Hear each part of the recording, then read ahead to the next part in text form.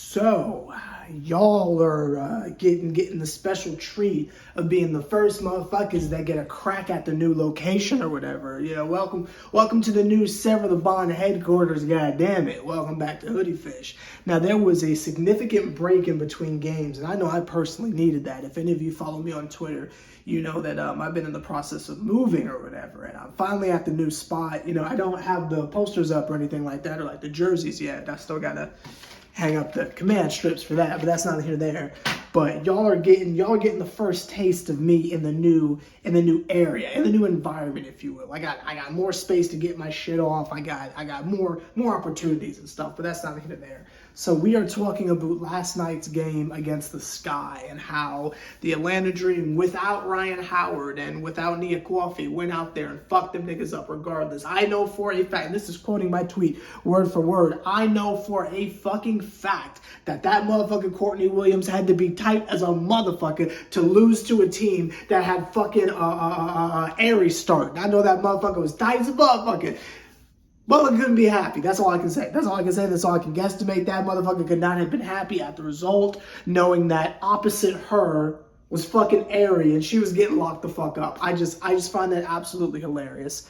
Obviously, we won the game, which is cool. I believe we're 16-16, keeping it 500, which is good enough to still be the, I believe, 5th seed or something like that. I think the Wings are still above us, but that's not here there. Keeping the playoff contention alive, keeping our position alive and well, and I'm obviously here for all that shenanigans and more. This particular video, I know I could highlight the interesting formation, no Beyonce, that was thrown out there that you could kind of like lend an ear to or raise an eyebrow at and say, oh, this was an interesting combination we threw out there, or oh, did you see that one time we're so like, you know, there's a bunch of different nuggets that game was delivering, if you will. You know, you had moments where you had flashes of uncharacteristic 2023 aggressiveness from Rob Williams, nigga, our point guard. You know what the fuck I'm talking about. I've had a very long series of days. I apologize for not remembering niggas' names, but that's not here there. But Robinson, is it Robinson? God. See, now I gotta look this shit up. I feel disgusting. I should know this. I don't know why I can never remember her fucking name. Dream roster. What is her fucking name? Why can I never remember her fucking name? Damn, Google doesn't give a shit about the WNBA. I mean, this should not take me this long to find this shit. Where's that motherfucker at? Danielle Robinson. I apologize. That's my fault right there. I've just had one hell of a last couple weeks, so that's not here or there. But anyway, it's good to see that she had moments where she was uncharacteristically Rusty, give me a second. Uncharacteristically aggressive out there getting her shit off, because normally she's not really doing much of anything offensively, but you know, she didn't let the fact that making layups is challenging for her, she didn't let that get in the fucking way of a good time, and she knew she had to step it up, drawing the fouls, being aggressive. But most impressively, I was focused on the defense. Now that motherfucker's getting up there in age as far as professional athletes go, but that motherfucker's defense was click type shit.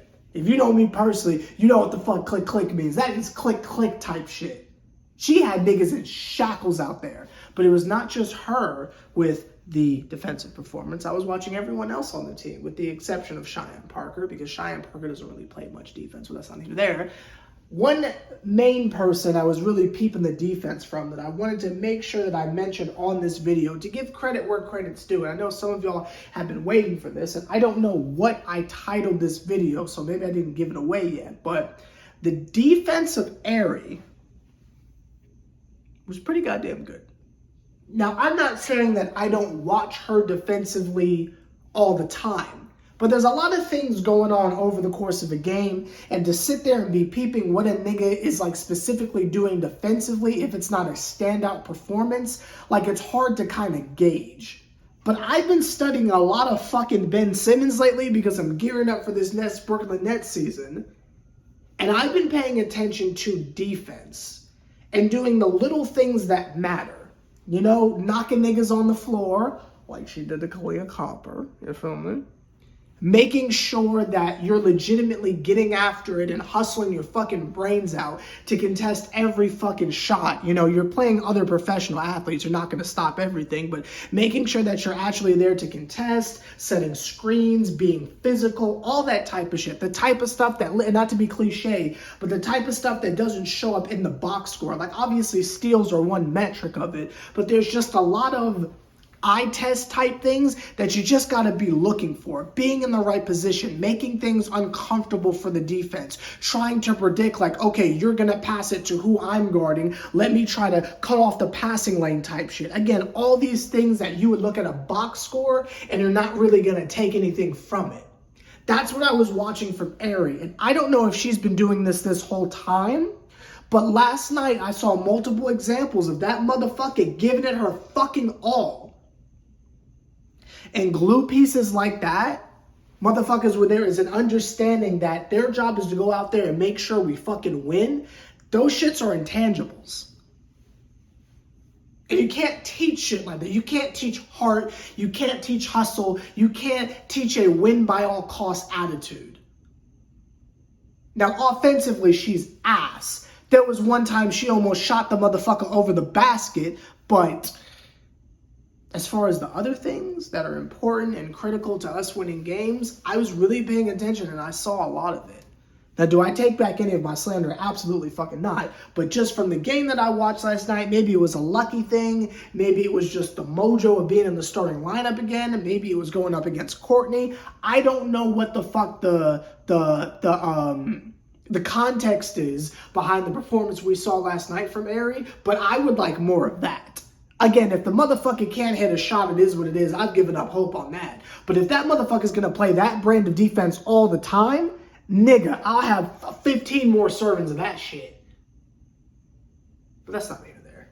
Not a super long video, just because, I mean, it's the fucking sky, and no offense to Chicago fans, but it's like, especially after their fucking coach dipped like that, like, I don't know what is to be expected from Buddy, you know?